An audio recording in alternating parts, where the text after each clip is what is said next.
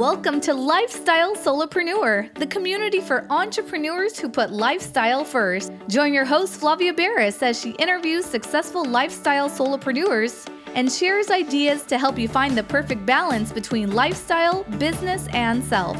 Flavia is an attorney, marketing expert, and founder of several online academies. She's been featured in major media, including BBC World News, The Wall Street Journal, The New York Post, ESPN Television, and more. Join us for this episode of Lifestyle Solopreneur.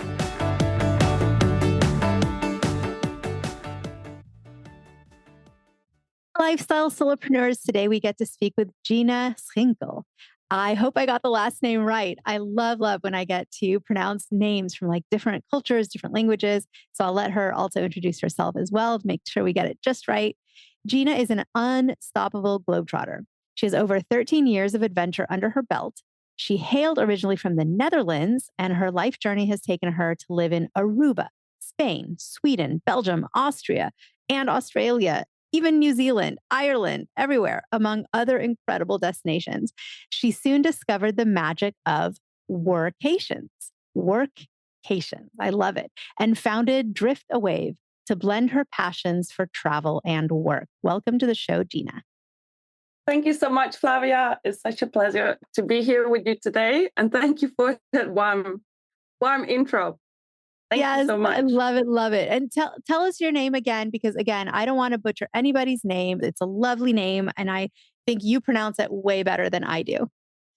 You honestly did a great job. So it's Gina Schinkel. Love it. And your company names are phenomenal too. So Driftawave.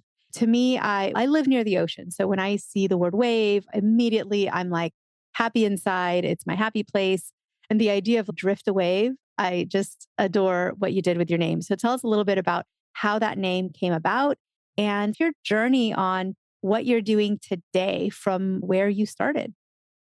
Thank you so much. So technically, Driftawave refers back to the ocean and basically also the movement that's happening today, transitioning towards the future of work, where people can just take their work with them along on their adventures. And personally, I'm so happy that this is possible today. I'll give you a bit of a background story. But during my studies, I already started traveling abroad. And then when the time came of graduation and having to find a job, basically, I decided to pack my bags and go to Latin America to backpack around for a year. Even before graduating, I actually already received a job offer with my employer at the time. And yeah, it said incredible things about me and welcomed me back as soon as I would finish traveling the world. 13 years down the line, I have still technically not returned. And actually, during one of my travels in Australia, I ended up working on an overnight cruise on the Great Barrier Reef. You can imagine that's quite, a magical happening. So I feel very connected towards the ocean. And that's also why the brand of Driftawave focuses a lot on ocean protection, because it's just really a magical place and it carries a lot of energy. And so tell us what Driftawave does as a company. So what is the sort of thinking behind it and what do you do for clients and customers? Yeah, so technically it's a tour operator. So it's a travel company and we can curate any trip tailor-made. And basically the word workations, technically what we're aiming for are turnkey travel experiences for remote workers to unite them, to uplift community and to share those incredible experiences together. What are some of the more popular destinations? So I love the idea of remote workers these days. You don't have to actually take vacation time to experience living in a new place, because this way you can actually live and work somewhere versus just going on a vacation. I've done this. I did this before it was cool. So I did this probably before the internet was really like that happening of a thing. And definitely we didn't have remote work positions, but I was sent on a work assignment. So it was not, I was actually working there, but I got to go to Prague which the Czech Republic, Prague, it's just this magical, beautiful place. Amazing. Didn't speak the language, had to work through an interpreter, but I got to go and do a work assignment for 2 months. And so when you're somewhere for an extended period of time, it's no longer just a vacation. You're not just sightseeing the whole time. You're living there. You're figuring out how to go to the grocery store. You're figuring out how to get around public transportation and have a commute and whatever it is. So I've been a fan of what you do for people forever and ever, because the memories I have from those 2 months are more vivid and more special than so many other memories. So what are some popular sort of destinations that you have helped people explore as almost becoming mini residents for a short period of time? Incredible. I actually love that you picked Prague. I heard so many incredible stories about that place. Yeah, a very popular place is Croatia. We actually set up a trip combined with a yacht, and we found a village that's surrounded by nature in a hidden gem called Biograd na Moru. It's very close to the ocean. It's got a local town. So that's one of the trips that we set up. At the moment, we're also working in collaboration with Her Expat Life, and we set up a trip to facilitate an up-level your business workation retreat in Palermo, Sicily. And so we're working together with several partners already. At the moment, I'm working on setting up more trips as well. So more on that later. Definitely follow us and check us out if you're interested in remote work and travel experiences, because we're just getting started. It's so much fun. And I think it is also one of those things where somebody really needs your services, because trying to figure out if someone's doing this on their own, right? They need to figure out where would have adequate Wi-Fi and internet so that I can keep doing my job properly? Or do I need a visa? How do I get from the airport to the place I want to be? Is just to go through someone like you who's experienced and reputable and has all of that figured out, I think makes it possible for people who wouldn't otherwise be able to do something like this. Yeah, 100%. Once I started diving deeper in the whole concept and positioning, I soon came to understand that there's so many remote workers as well. Even myself, I came from a backpacking background, for example. So for me, it became the new normal to go on solo travel trips or travel with other people. But then, for example, I've come to realize when I was speaking with my colleagues at LinkedIn at the time that some of them have never done such a thing. So all of a sudden, this also became a possibility for them. I think in general, solo travel is becoming more popular nowadays. But then, for example, if you look at some of the other groups, let's say a digital nomad or a solopreneur, they might actually be spending a lot of time by themselves, also looking for like-minded people to share their experiences and joys of life, so to say, but do also have the opportunity to, take their time for themselves. So, what are some sort of learning things that have happened to you? Because obviously, anytime someone starts a new venture, or you turn your passion and what you love doing into a business, there's going to be challenges along the way and a lot of learning. And there's going to be a lot of things that you need to get good at or things that you need to develop. What have some of your challenges been and some of the lessons that you've learned as you've built this amazing business? Very good question, Flavia. It's been a complete adventure. Definitely after being on the road for 13 years, this was a new one. I think the one thing that stood out to me definitely is it's a test towards your resilience, right? And you get to know yourself in a complete different way. I think the biggest challenge was to set up this construction. Everything takes 100 times more time than you think in your mind, because you have that vision, right? That's your goal, that's your horizon, that's where you're aiming at. But then you have to find different ways potentially on how to get there. So I found it really important to connect with other entrepreneurs, keep on asking questions, listen to what people think of it.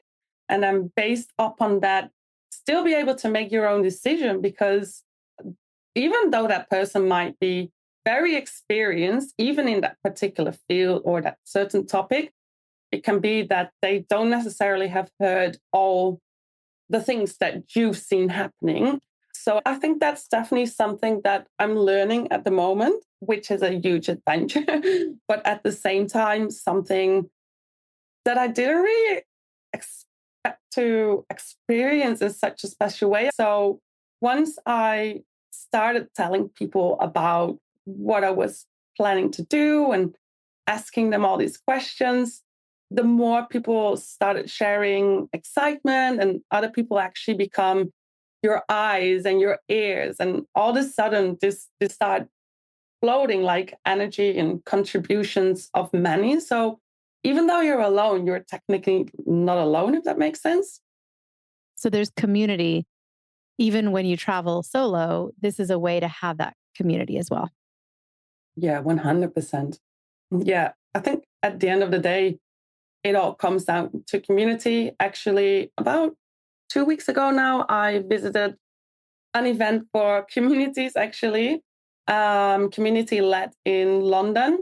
And it was very interesting that even within companies, there are communities. It can lead up to major successes like VC. It's always important to listen to input from what the community actually wants. So I think this is only going to get bigger in the future. And at the same time, I'm also being very aware that people also move through different life stages, right? Maybe before you're single, maybe a couple months later or a year later, you have a partner or you have children, or let's say some people have been traveling the road for 5 years and all of a sudden they decide to have a more permanent base, but they never lost a travel bug.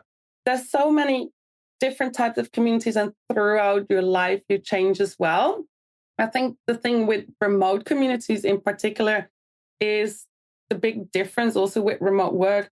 You have to go look for that experience, whereas normally you would be born in a certain place, and then obviously the friends of your family and your family that's around you, you go to the local school and you connect with those people, or the church, or whichever. Maybe you join a sports club. And so those things were all naturally in your environment. Whereas with the whole world of remote, you basically have to go out and find that infrastructure. Yet at the same time, this provides a lot of opportunity because you're able to connect instantly based on those similar passions or shared goals that you have. And then I do believe that by then having this in-person meeting, for example, like a workation, I think that just brings an enormous extra layer of connection. So one of the challenges of combining remote work with vacationing and exploring and adventuring and being elsewhere is honestly like choosing where to go, because you have to do it sequentially. You can't be in two places at one time. So at some point you have to say, okay, where to first or where to next? And for you, I'm so curious because you've been to so many, a really wide variety of places. What is one of the top three coming up places where you yourself want to go and work remotely for some time? Good question. I would love to go to the Philippines. I think it's a major upcoming area when it comes down to digital nomadism and remote workers. I would love to return to Latin America. I do know at the moment the internet is not that stable, so I wouldn't necessarily recommend. But if, for example, let's say Ecuador would be ready for that, I think that would be a phenomenal location. And then the third one, I think I would still pick Croatia this time. It's a beautiful country. The people really impressed me, even from their background. I guess it's like the communism time. They're very much a collective culture. It's very safe. They're close to the ocean. They have this great humor. They've got great food. There's a lot of influences from the other parts of Europe as well. It's really a country and culture that really impressed me over the past year. I love hearing about that. It sounds lovely. It really does. And I think we all have our list of places we know we want to explore on this lovely planet. It's one of the things that if you're lucky enough to be able to travel and to go to places, take advantage of it, especially if you have a remote job. And these days, even for people with kids, there's homeschooling. There's so much new advances in the world of homeschooling and making it so much easier to be a homeschool parent. And there's so many options in life right now. It's take advantage. So tell us a little bit about, you have this gift for listeners. It's a discount for customers who use a promo code. So tell us a little bit about that, because we will make it available in our vault, our little repository that we have for all of the freebies and gifts and discounts that our guests offer listeners. And we have that all posted at podcastguestgift.com. Podcastguestgift.com is where we store all of these. So tell us a little bit about it so people know what they will get if they go and access that promo code. So technically, we'll give them $100, dollars or euros off their next trip, which they can book through driftawave.com or get in touch with us. And obviously, it depends on which trips are running. We are currently working on ramping that up. So definitely come and check it out. Give it a follow so we can grow the community with more incredible souls. And so where can people go online to find Driftawave and more about you and your story and what you're up to? Yeah, so we have an Instagram profile, Driftawave, DRIFTAWAVE. And yeah, on LinkedIn, you can find us as well. We're more B2B orientated. And then obviously we have our website, which is again, driftawave.com. Gina, speaking with you, honestly, for me, feels like a wave of fresh air. Not to pun, because I know it's Driftawave, but I truly feel refreshed and excited and looking at my little bucket list of places that I want to make sure I get to visit on this beautiful planet. And so for that inspiration, I thank you so much. And for the time you have devoted today to us and all of us listeners to you. I really do think that what you're doing is so important in the world, because you are truly making people's lives better and more interesting and more adventurous. Thank you so much. Thank you so much for having me, Flavia. And we're looking forward to welcome you, obviously. Hey everyone, thank you so much for joining us, and I hope you enjoyed the show. Don't forget to subscribe to this podcast, and if you leave a review on iTunes, I promise I will read every single review. If you know someone who makes a full-time living from part-time work, and maybe this is you, please visit lifestylesolopreneur.com to nominate a guest or to nominate yourself. Because remember this, money doesn't buy happiness. But money in the hands of a happy person, there is no greater tool. Today's episode was brought to you by the Get Shift Done program. It's a lifestyle-changing online class to help you define your business and lifestyle ambitions and to set goals in a way you've never experienced before. This class will 10x your daily productivity with methods that will blow your mind.